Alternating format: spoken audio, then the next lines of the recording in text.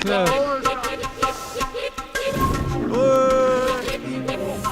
my gosh! Yeah, nice one. First go, eh? Right, that's so good.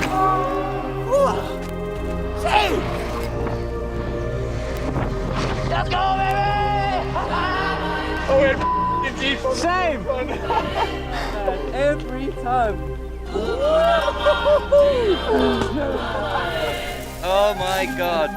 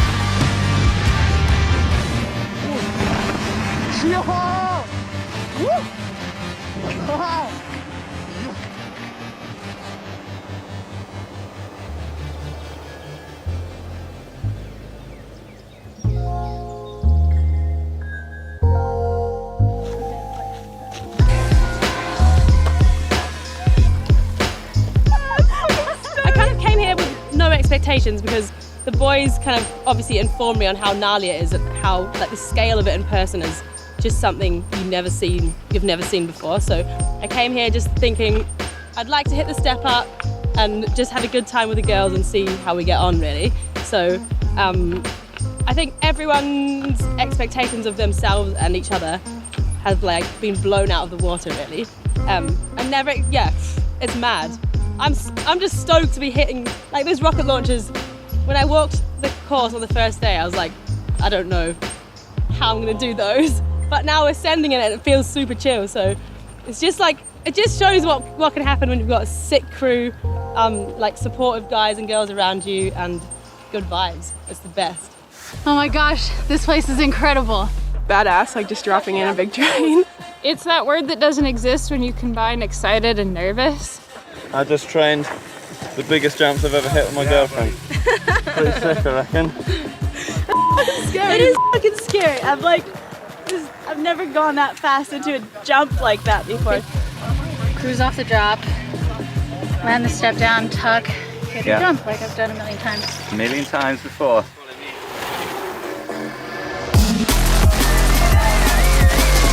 You made it! So sick. Oh wow.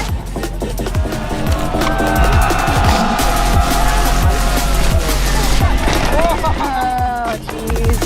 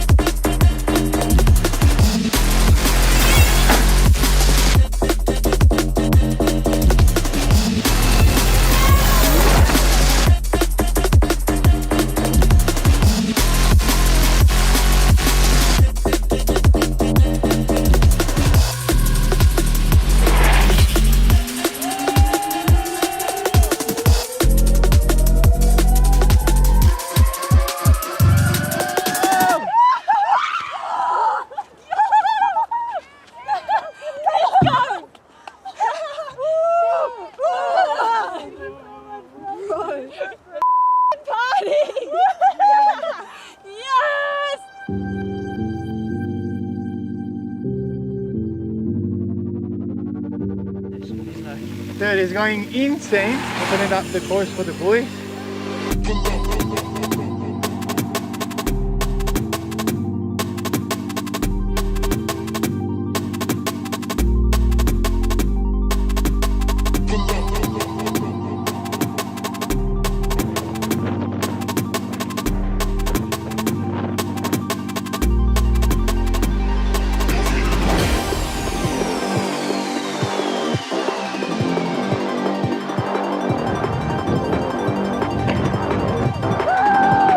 Down.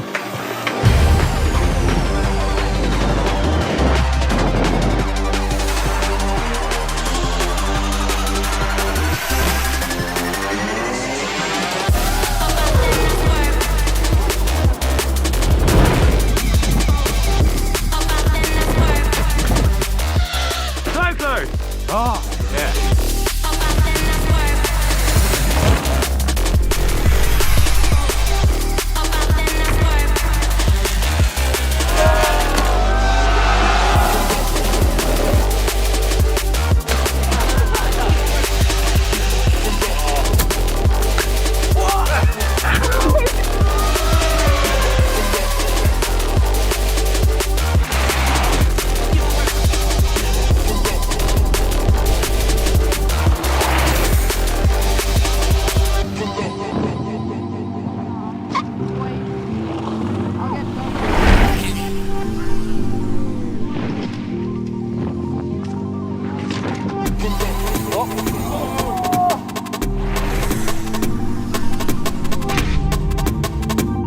$100 mil up front, nothing in the back, 60 PSI in the tyres.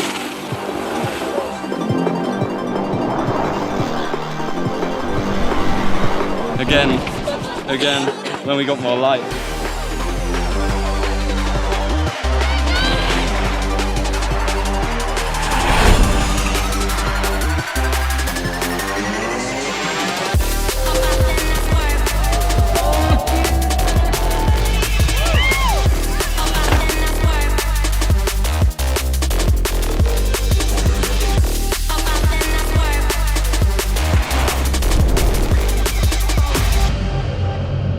Yeah, it's pretty par for the course.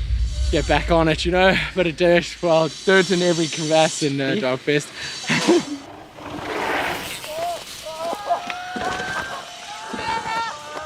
We're in the last beast, missing the landing, but still riding away.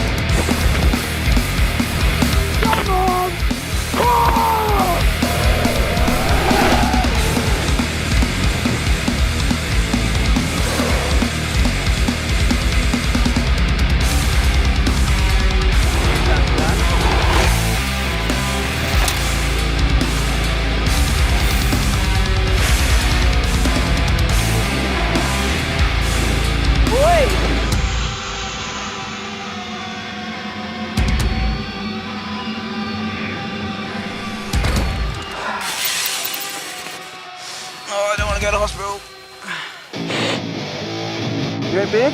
Yeah. Yeah. Oh, thanks. Yo, that was a hard one.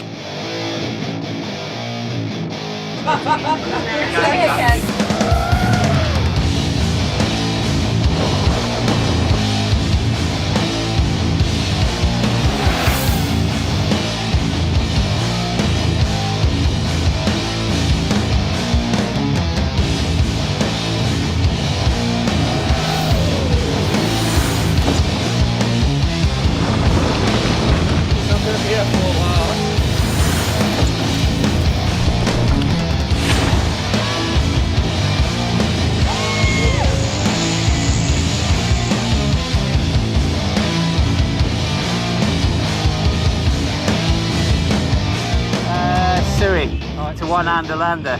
What one do you one-hander? That one. I'll try and copy. I've never done one before. Yeah, do it! Oh my god!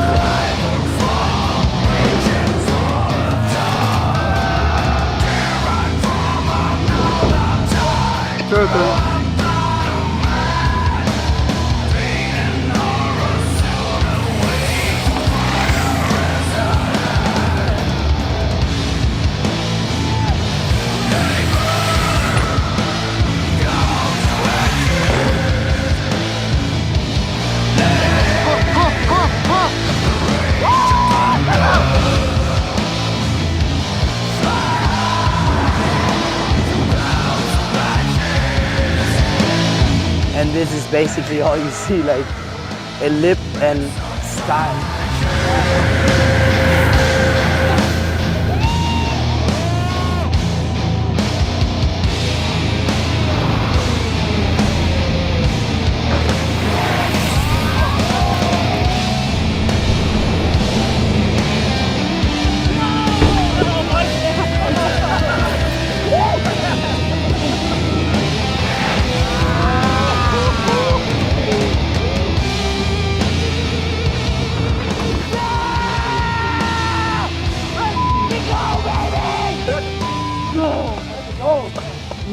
Big flat spin, big flip, big double flip, let's go.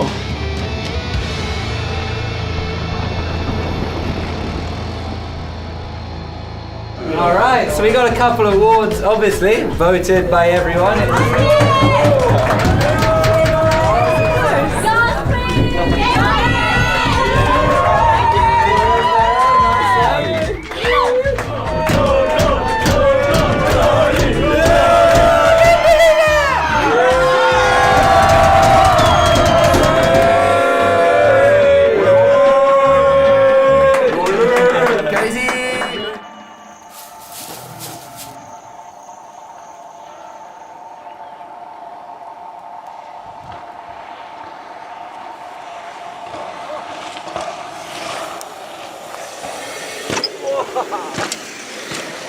Oh, fucking hell. Oh, oh.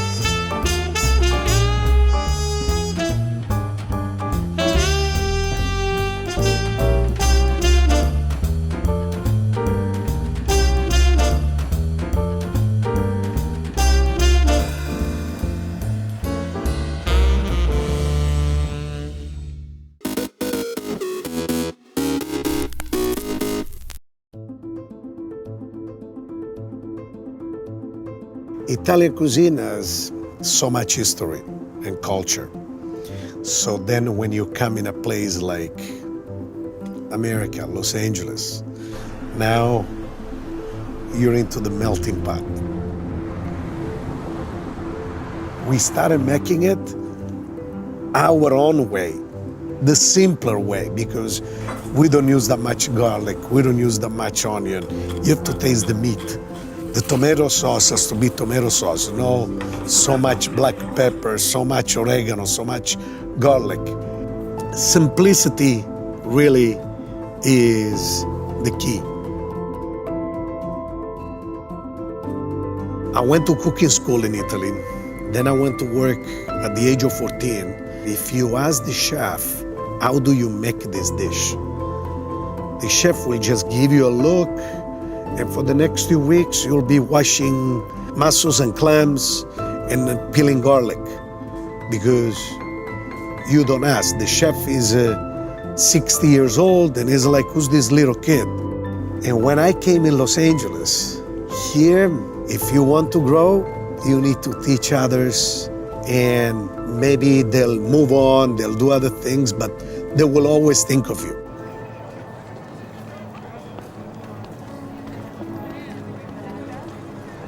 I couldn't have asked for another better place than growing up in Sicily, surrounded by a large family. And I loved being always around food, because usually around food there is good time, there is friendship, and that kind of stayed with me. This is sauce that we make here. Mama will make it here, just like the days, and the kids, they can smell it. As my father was saying, you know, in our home, if you bring 50 or 100 friends, you don't have to go and to the supermarket to shop. There will be food for 100 or more. I thought that everywhere else in the world was kind of like that. I left Sicily and I left a mom and dad there, and I arrived in Los Angeles surrounded by two brothers. They had a restaurant, I was always around them, and they gave me the chance, little by little, to throw me in the water, say, no, you can do this. I was a sponge. I mean, you learn a lot more by listening than talking.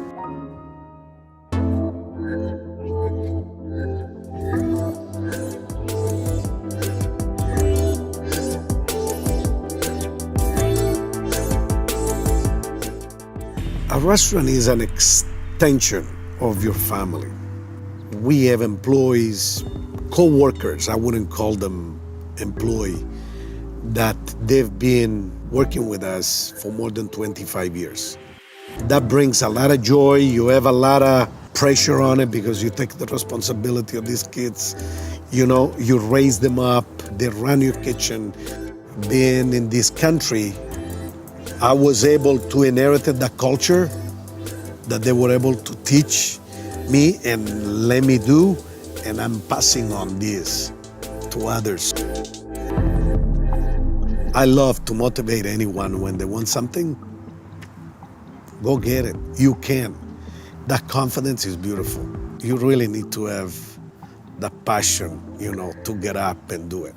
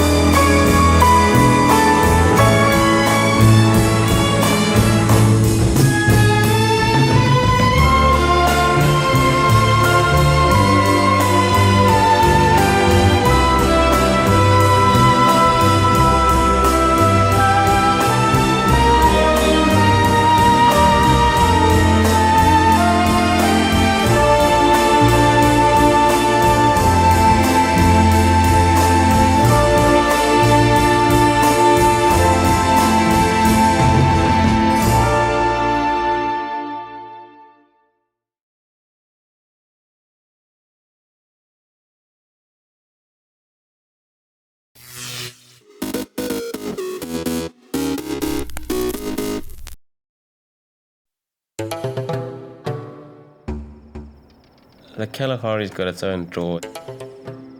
It's vast and it's forever. You've just got to get into those sand dunes on your own, and there you're going to find a lot of solitude. It can seem like a place of massive emptiness, but you suddenly find 5, 6 different animal tracks right there. There's this huge amount of life, and when I'm on a filming project, I really like to try and live like the animals do so that I can experience the hardships that they're going through. I want to see wildlife in a totally different context, and that's really, I suppose, what draws me to the Kalahari. It's the vastness and the openness. I really enjoy being able to see these massive distances. Those are great images and things that stick with you.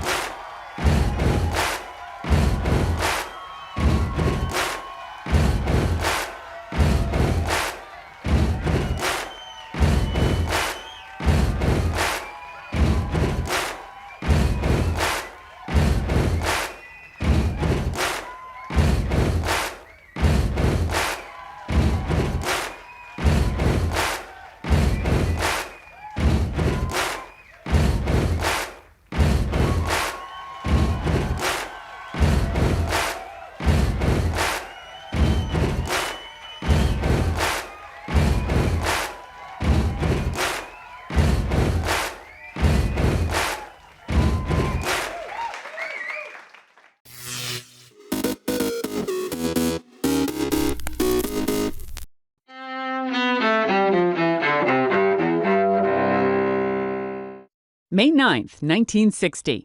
Make way for the pill. The Food and Drug Administration approves the oral contraceptive Enovid as safe for birth control use.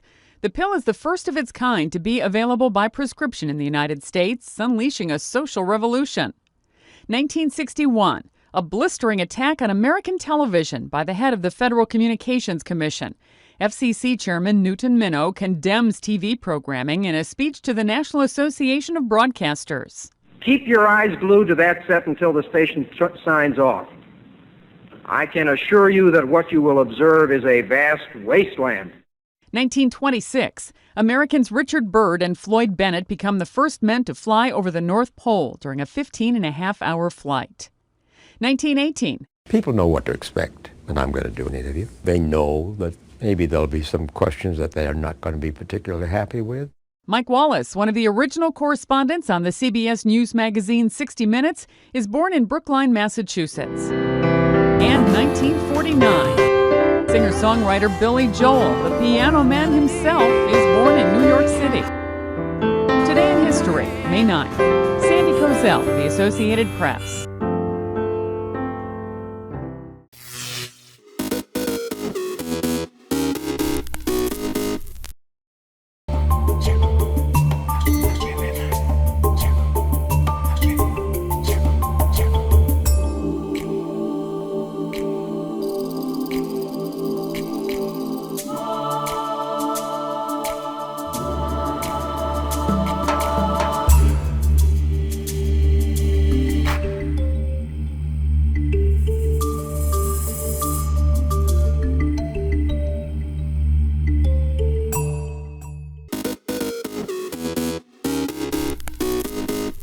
Welcome back in our studio, and in today's news,